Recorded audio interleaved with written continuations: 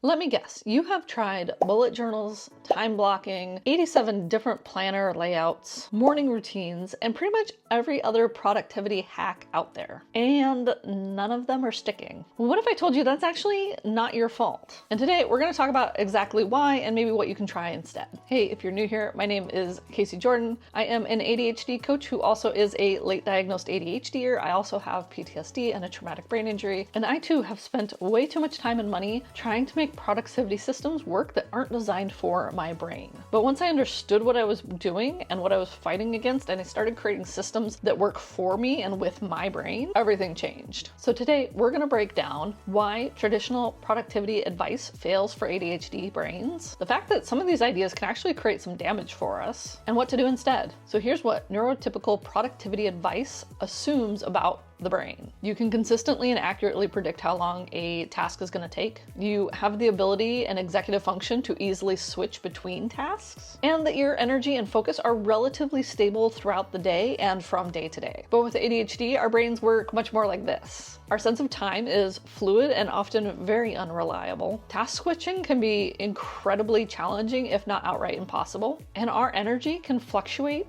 dramatically throughout the day or throughout the week. So with that in mind, let's dive into 3 particularly popular productivity systems and explore why they spectacularly fail for ADHDers. So first up is time blocking. Just block your day out hour by hour. But when you struggle with things like time blindness or variable focus and big shifts in your energy, this is like trying to predict where a butterfly is gonna land. Next up is morning routines.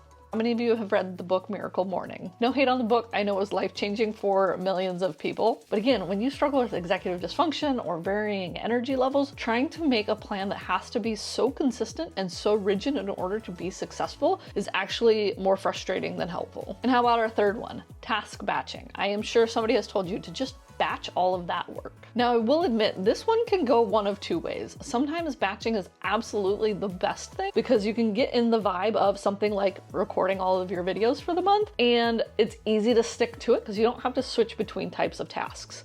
That said, when our nervous system and our motivation is often driven by interest, batching can also get intensely boring really fast, making it incredibly challenging to stick with the task type that we are batching. So then the novelty of switching from task type to task type actually kind of becomes the reward itself. And these systems aren't just ineffective, they can actually be harmful for us. Every time we fail to implement one of these foolproof systems, we're reinforcing senses of shame and self-doubt. We're deepening our belief that somehow we're broken. We're creating more anxiety and stress around our productivity. And I see this especially in late diagnosed clients who have spent decades of forcing themselves into these neurotypical systems.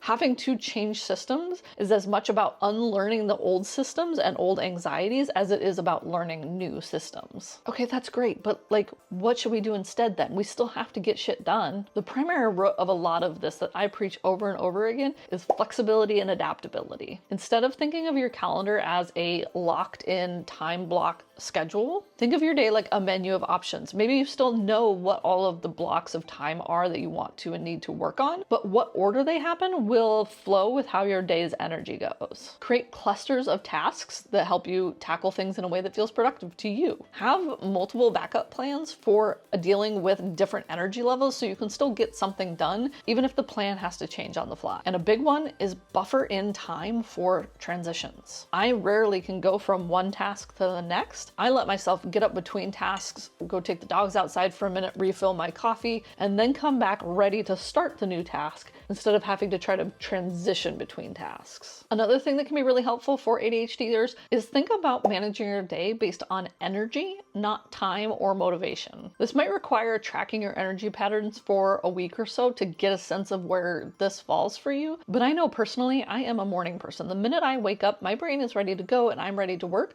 So my best work often happens between when I wake up and about 9 a.m. I know that about 9 a.m. my brain is going to go into a little bit of a slump, and it's a great time to take a break and go eat breakfast and do my morning routine. The big shift that we're trying to make here is we're not trying to force ourselves into rigid boxes. We're letting go of all of the traditional productivity advice that we're being told is the one and only right way, best way to do things. And we are building the flexible and adaptable systems that work with our ebbs and flows. So if you want to give this a try, here's the quick implementation guide for you. First of all, get an audit of all of your current tasks that you need to take care of. Second, create some flexible options for tackling those. Third, track your energy for a week, or if you're already pretty in tune with how your energy flows, look at matching up those tasks with those energy flows. And then the last part of this is at the end of the day or the end of the week, take a look at this and see how it felt. How did your focus feel? How did your productivity go? What does your to-do list look like now? And if you need to, make edits to the system. If you're not sure, keep trying this version and see what happens. And when you find something that feels good and actionable and right for you, stick with it for a while. Now with this, I also want to mention a couple of pitfalls to try to avoid. Don't try to implement everything at once. You don't necessarily need to overhaul your entire planning, organization, weekly scheduling system. Maybe you stick with your current task management system, but you try to match it to your energy of the day a little bit better to start out. Then over time, if you want to, you can actually change how you track your to-dos